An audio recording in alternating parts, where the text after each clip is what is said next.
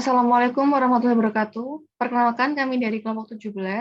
Di sini kami akan mempresentasikan hasil tugas akhir kami mengenai sistem retensi dokumen rekam medis aktif ke inaktif, mata kuliah analisa dan perancangan sistem informasi. Perkenalkan, nama saya Tufa Tamhidutun Saraharjo dengan NIM D22 2020 02954. Saya Maharani Putri Hana Fadila dengan NIM B22 2020 02953. Saya Riani Damayanti Setiawan, NIM D22 2020 02952. Untuk yang pertama yaitu studi kasus, yaitu mengenai sistem retensi dokumen rekam medis aktif ke inaktif. 2. Bisnis proses retensi.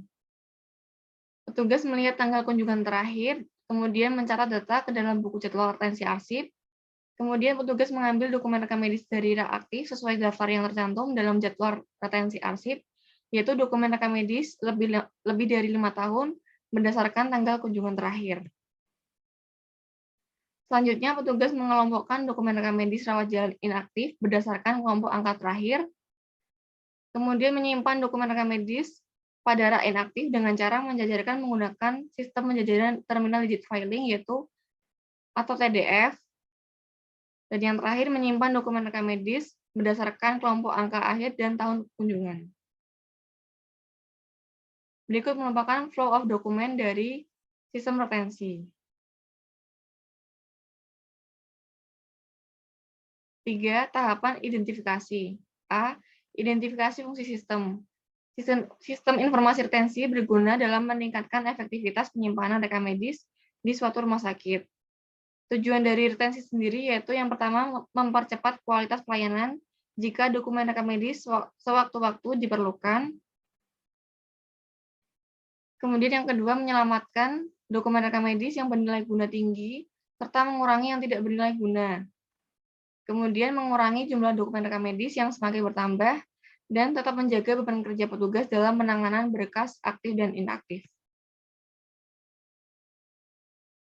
Berikut merupakan identifikasi tujuan informasi. Untuk tujuan kepada petugas retensi ada informasi data user atau petugas, kemudian data pasien, data kunjungan, data retensi, data rekam medis aktif, data keseluruhan pasien, dan surat berita acara. Kemudian untuk tujuan direktur, ada laporan rekam medis aktif, laporan data retensi, laporan retensi rekam medis yang telah diverifikasi, laporan keseluruhan pasien, dan laporan surat berita acara. C. Identifikasi sumber data. Ada data user atau petugas, yaitu petugas retensi, data pasien, yaitu pasien, data kunjungan, yaitu petugas pendaftaran, dan data retensi, yaitu petugas retensi. D. Identifikasi pelaku. Untuk yang pertama itu ada pasien, kedua petugas retensi, ketiga petugas pendaftaran, yang keempat direktur. C. Identifikasi proses.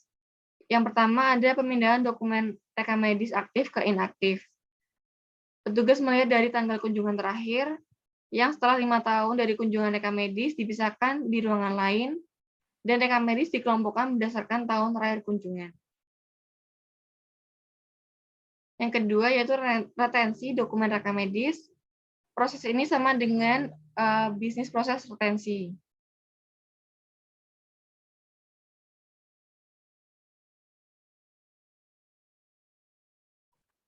Yang keempat, analisis kebutuhan fungsional dan non-fungsional. A. Kebutuhan fungsional. Yang pertama, terdapat menu beranda yang di dalamnya terdapat menu data master dan menu data user.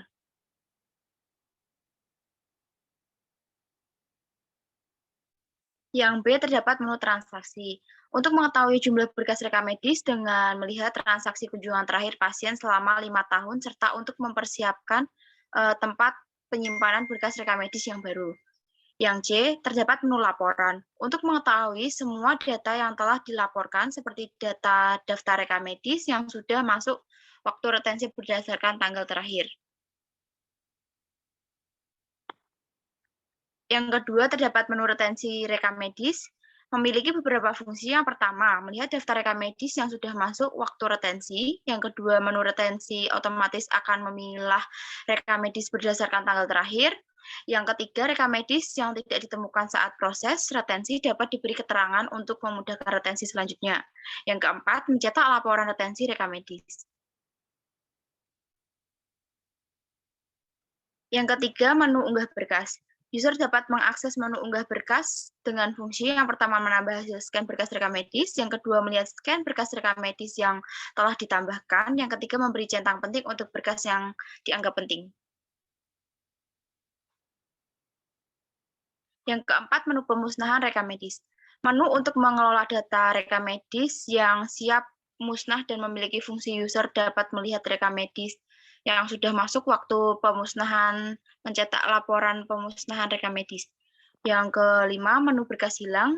User dapat mengakses menu berkas hilang dan menu ini dapat menampilkan daftar berkas yang tidak ditemukan pada saat proses retensi. Yang keenam, menu laporan. Kepala rekam medis dapat mengakses dan digunakan untuk melihat dan mencetak laporan retensi rekam medis dan pemusnahan rekam medis. Yang B, kebutuhan non-fungsional. Yang pertama, terdapat operasional yang terdiri dari sistem operasi, Microsoft Office 2003, Joomla, Web Service, dan Mozilla Firefox. Yang kedua, keamanan. Sistem aplikasi dan database dilengkapi dengan username dan password. Pada ruangan pendaftaran juga dilengkapi dengan CCTV dan AC. Yang ketiga, informasi untuk mengurangi beban penyimpanan DRM dan menyiapkan kegiatan penilaian nilai guna rekam medis untuk kemudian diabadikan atau dimusnahkan. Yang kelima, analisis kebutuhan fungsional dan non-fungsional. Yang A, konteks diagram. Tujuannya yaitu untuk menggambarkan sistem yang sedang berjalan, mengidentifikasi awal dan akhir dari data yang masih masuk dan keluar dari sistem. Berikut merupakan gambar untuk konteks diagram.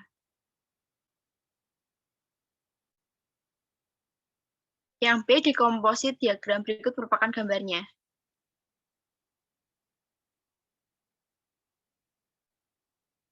Yang C, data flow diagram atau DFD level 0. DFD merupakan alat yang digunakan pada metodologi pengembangan sistem yang terstruktur atau struktur analisis desain. DFD level 0 merupakan penjabaran dari konteks diagram. Berikut merupakan gambar DFD level 0. Selanjutnya, berikut merupakan gambar DFD proses 1 atau level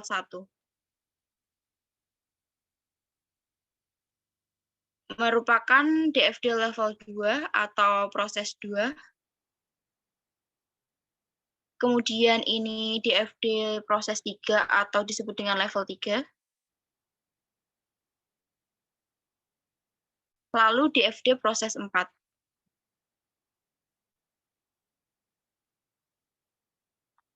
Berikut merupakan gambar DFD proses 5. Yang keenam, use case. Use case sistem informasi retensi. Diawali dari petugas atau user, kemudian terdapat menu login, lalu input data pegawai, cek data pegawai, input data pasien, cek data pegawai, cek data kunjungan, input data retensi, cek data laporan, serta cek berita acara. Desain interface dan desain input atau output. Masuk ke halaman login. Pengguna menginputkan username dan password, kemudian diklik login yang akan mengarahkan pada halaman utama yang berisi profil rumah sakit. Pada bagian kiri terdapat beberapa menu. Yang pertama, data pegawai. Berisi tambah data. Tambah data untuk menginputkan data dari pegawai. Box search sebagai untuk mencari data pegawai, Terdapat beberapa informasi dari pegawai, berupa nama pegawai, NIP, hak akses, status, dan aksi. Aksi cek profil yang akan mengarahkan pada profil dari pegawai, edit untuk mengubah data dari pegawai, delete untuk menghapus data pegawai. Kemudian data pasien. Terdapat box tambah data untuk menginputkan data pasien, dan terdapat box search untuk mencari data pasien. Informasi dari data pasien ada nomor rekam medis, nama pasien, tanggal lahir, alamat, jenis kelamin, status, tanggal kunjungan awal, tanggal kunjungan akhir, dan dengan aksi edit untuk mengubah data pasien dan delete untuk menghapus data pasien. Kemudian data kunjungan. Terdapat box search untuk mencari, dan terdapat informasi nomor rekam medis, nama pasien, tanggal kunjungan awal, tanggal kunjungan akhir, lama penyimpanan, status, dan aksi, edit, mengubah data, delete, menghapus data. Kemudian data retensi, terdapat box tambah data untuk menginputkan data dari retensi, search untuk mencari datanya. Informasi dari retensi ada nomor rekam medis, tanggal pemindahan, tanggal terakhir berobat, diagnosa, kode diagnosa, jumlah lembar, formulir RM yang tidak lengkap, aksi edit delete. Data laporan. Terdapat box search untuk mencari data laporan. Informasi dari laporan ada nomor rekam medis, tanggal kunjungan awal, tanggal kunjungan akhir, jenis rekam medis. Cetak data retensi, yang apabila diklik akan menampilkan laporan retensi, dan ada button cetak yang akan mencetak dari laporan retensi ini, dan kembali RM aktif, laporan data rekam medis aktif, kembali, keseluruhan data, laporan dari keseluruhan data, berita acara, berisi laporan berita acara retensi, dan terakhir ada tombol logout yang akan kembali mengarahkan pada halaman login.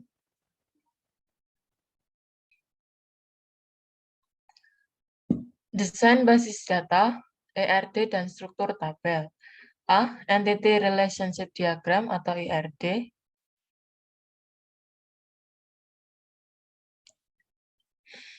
B. Struktur tabel. Yang pertama, tabel dokter.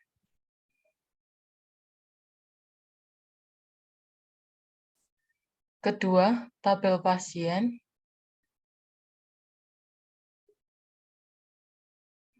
Ketiga, tabel rekam medis. 9. Kamus data.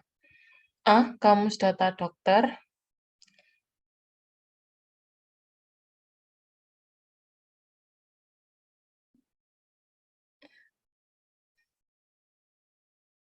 Yang B. Kamus data pasien.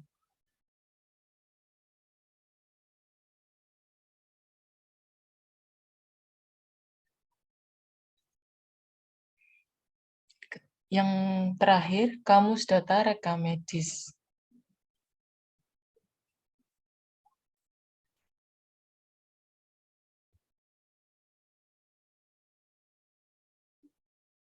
Demikian yang bisa kami sampaikan. Kurang lebihnya mohon maaf. Wassalamualaikum warahmatullahi wabarakatuh.